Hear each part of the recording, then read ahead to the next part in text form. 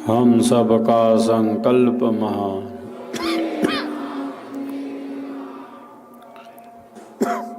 हम सब का संकल्प महान, हम सब का संकल्प महान।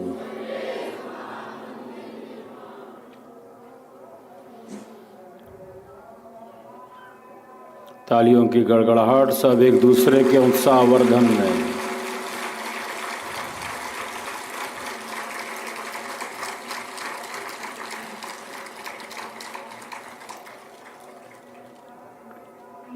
आज का यह क्षण परम पावन है, जब हम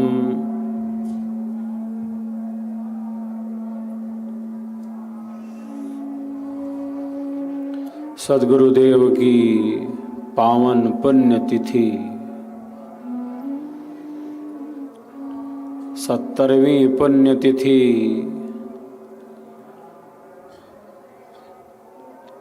वहीं पर मना रहे हैं,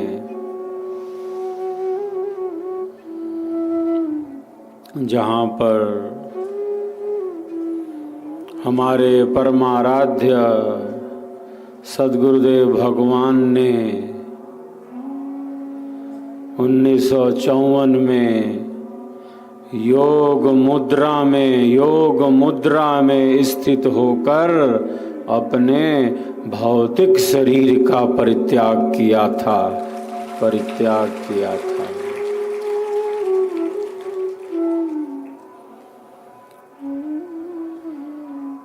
70वीं पुण्यतिथि, ये पावन पुण्यतिथि हमें पावन ही बनाती जा रही है, हमारे अंतःकरण को शुद्ध ही बनाती जा रही है, पवित्र ही बनाती जा रही है। तीर्थराज प्रयाग का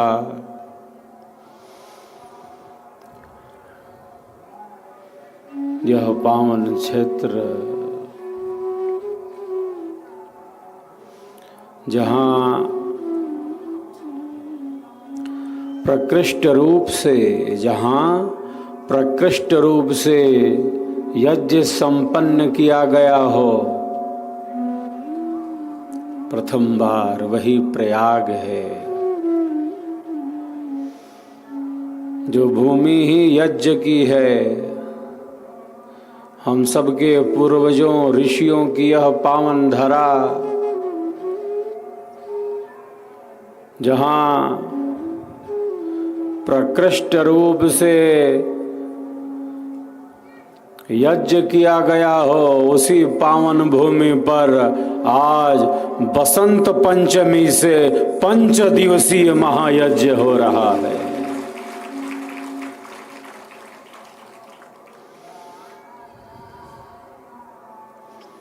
बसंत तो सर्वोत्तम ऋतु है, जहाँ उत्सव है, उल्लास है, उमंग है। ऐसे इस पवित्रतम मास माघ मास में सद्गुरुदेव की देह त्याग स्थली पर हम सब इस 5 दिवसीय आध्यात्मिक अनुष्ठान के साक्षी बन रहे हैं। ये बहुत बड़ा सौभाग्य है हम सबका। ये कोई सामान्य बात नहीं। हम साक्षी बन रहे हैं इस महायज्ञ के, इस पावन पुण्यतिथि के।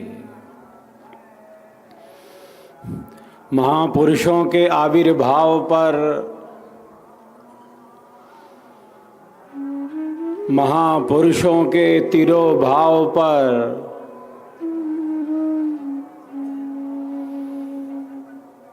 उत्सव आदि का आयोजन करना तो हमारी भारतीय संस्कृति की परंपरा में है।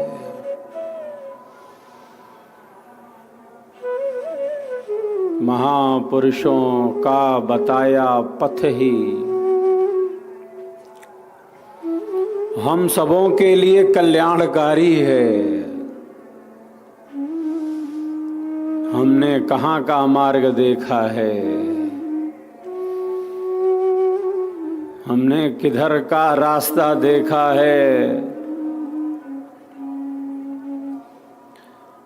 जिसने देखा है उस मार्ग को, जिसने परम सत्य का अन्वेषण किया है,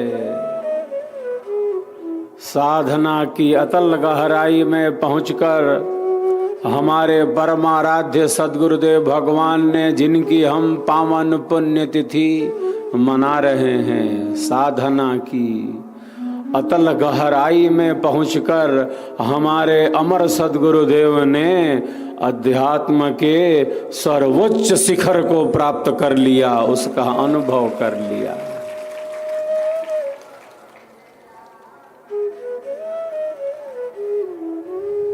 तो महापुरुषों के आविर्भाव पर जब वह सत्ता प्रकट होती है, जब वह सत्ता अपने शरीर का त्याग करती हो, देह त्याग, ऐसे पावन अवसर पर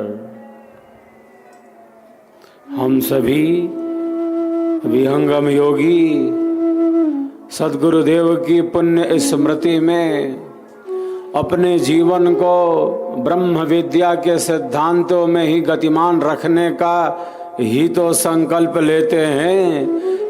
इस 5 दिवसीय आयोजन में हम अपने संकल्पों को और मजबूत बना रहे हैं और दृढ़ बना रहे हैं। सत्संगति सद्गुरु शरण, सेवा भाव विचार, उपकार गुरु पाठ है यह विकर्म जगसार। सत्संग अधिक से अधिक हो, सत्संग का अभाव न हो।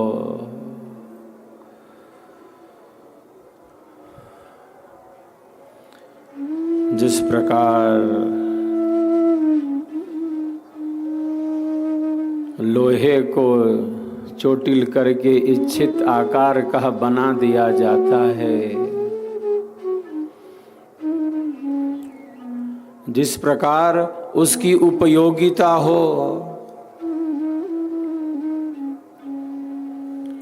लोहे को चोट पहुंचाकर इच्छित आकार का बना दिया जाता है, जहां जिस प्रकार उसकी उपयोगिता हो, उसी प्रकार आध्यात्मिक सत्संगति से, सत्संग से, स्वरवेद के हथौड़े से, सद्गुरु के ज्ञान के प्रकाश से इस अशांत मन को, इस अनियंत्रित मन को, इस दुराग्रही मन को, इस अवगुणी मन को सद्गुणी बनाया जाता है। सद्गुणी मन को सत्संग की धार चाहिए। जिस प्रकार हमारा मन मनन करता है,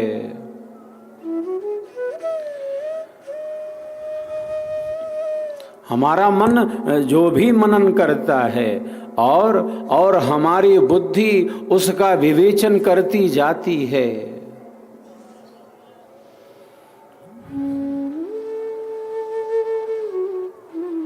वस्तुतः हम वही हो जाते हैं जिस प्रकार हमारे मन का मनन है।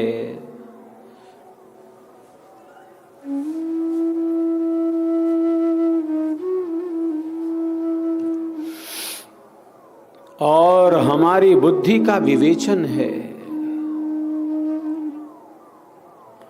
वस्तुतः हम वही हो जाते हैं। जैसा हम सोचते हैं, जिस प्रकार हमारे मन की स्थिति है, जिस प्रकार हमारे विचारों की स्थिति है,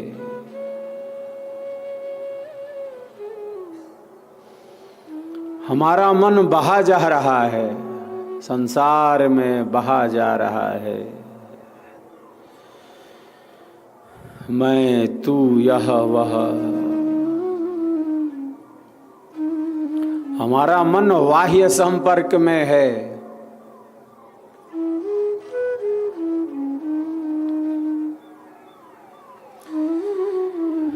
जैसे पीपल का पत्ता तनिक हवा के स्पर्श से इतनी तेजी से हिलने डुलने लगता है जैसे मानो भूकंप आ गया हो। पीपल का पत्ता तनिक हवा के स्पर्श से इतनी तेजी से हिलने डुलने लगता है जैसा मानो भूकंप आ गया हो। वैसे ही हमारा मन है। बाहर तनिक परिवर्तन हुआ और यह परिवर्तन होगा। प्रकृति परिवर्तन वाली है, हर चीज बदल रही है। यहाँ हर पल प्रतिपल पल पल बदलता जा रहा है।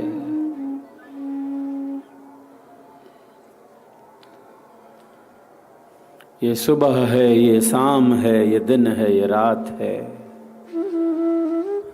न दिन स्थिर है, न रात स्थिर है।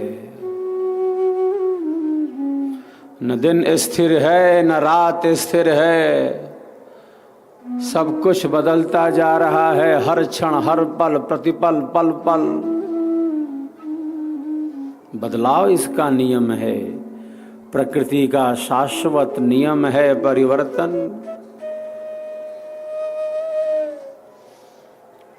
सुख दुख का यह क्रम चला आ रहा है, सुख और दुख का। और हमारा जो मन है इसी से प्रभावित तो होता जा रहा है।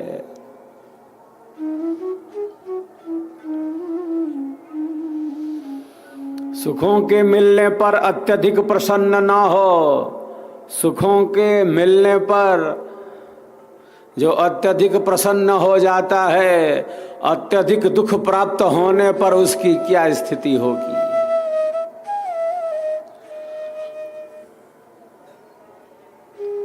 लेकिन सुखों के प्रति इतनी हमारी लालसाएं हैं, इतनी हमारी इच्छाएं हैं, इतनी हमारी कामनाएं हैं। संसार में इतनी आसक्ति है। धर्म पूर्वक अर्थ की प्राप्ति, धर्म पूर्वक काम का सेवन तो उपयोगी है, किंतु हमारे जीवन का जो मुख्य पुरुषार्थ है वह मोक्ष है, जिसका प्रारंभ धर्म से होता है, जिसका प्रारंभ धर्म से होता है।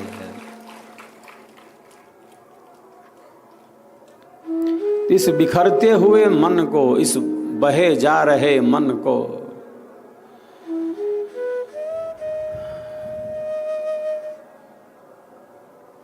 इस असंयमित मन को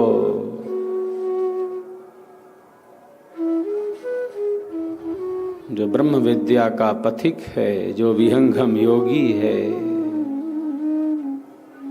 योग युक्ति से,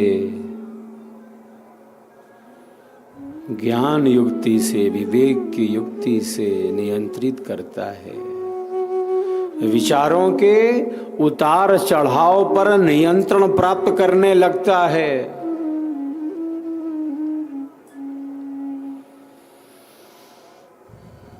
निर्णय उसका आत्मा के अनुकूल हो जाता है।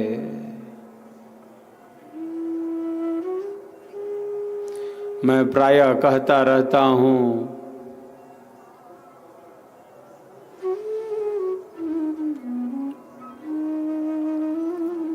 कि आत्मा की ध्वनि को, भीतर की आवाज को, आत्मा की ध्वनि को सुनने का सामर्थ्य उत्पन्न हो गया, तब हमारा जो कर्म है वह कर्म न रहकर धर्म बन जाता है, धर्म बन जाता है।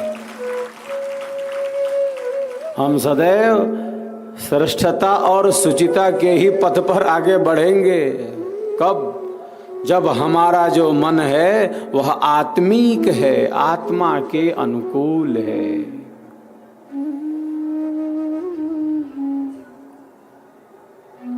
आत्मा का संबंध मन से, मन का संबंध इंद्रियों से, और इंद्रियों का संबंध उनके विषयों से ही तो है।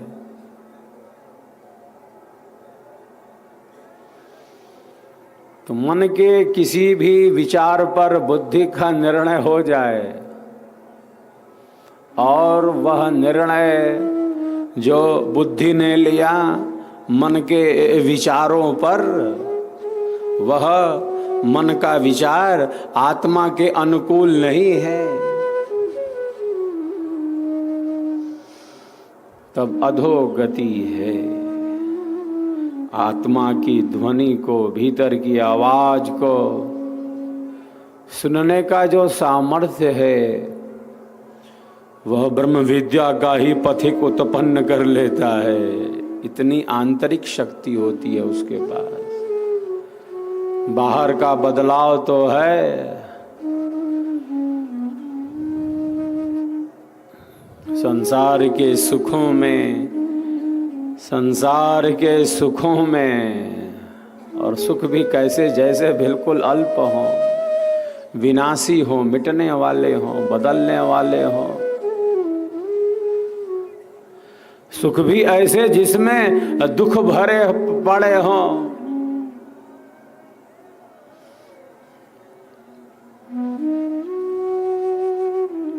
आदि अनादि काल से इन सुखों को, अल्प सुखों को, दुखों को, भोगों को, पदार्थों को, संबंधों को हम भोगते चले आ रहे हैं आदि अनादि काल से।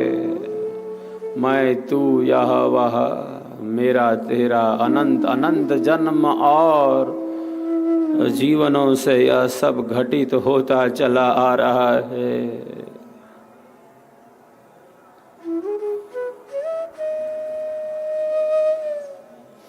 तो संसार के सुख ऐसे जैसे मानो दुख से भरे हों। इसीलिए सद्गुरु ने स्वर वेद में कहा, जामे सुख तुम जानते, सो है दुख का रूप। सत सुख सुख जाना नहीं, ताते पर भव को। ऋषि कहते हैं एक संसार के सुख में एक नहीं, चार चार प्रकार के दुख भरे पड़े हैं। प्रथम कहा परिणाम दुख है, सुख का परिणाम दुख है, फिर कहा ताप दुख है, फिर कहा संस्कारों का दुख है, फिर कहा गुण वृत्ति विरोध का दुख है।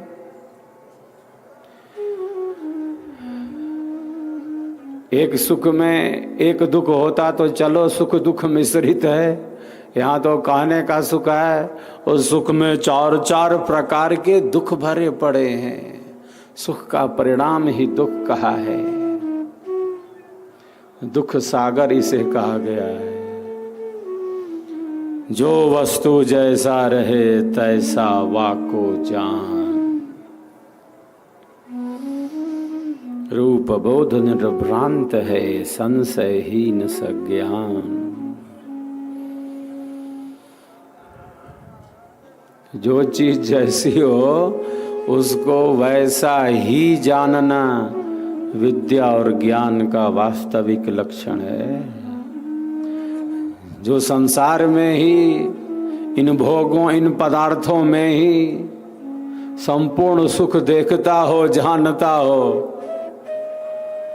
वो भला आत्म कल्याण का मार्ग कैसे आगे बढ़ा पाएगा जो संसार में ही सब सुख ढूंढना चाहता है। जो संसार के सुखों में, भोगों में, पदार्थों में गहन आसक्त है, वो आत्म कल्याण के मार्ग में कैसे बढ़ेगा? तो किस प्रकार एक सम्यक दृष्टि हो, एक समत्व हो। समत्वम योग उच्यते, बैलेंस योग है।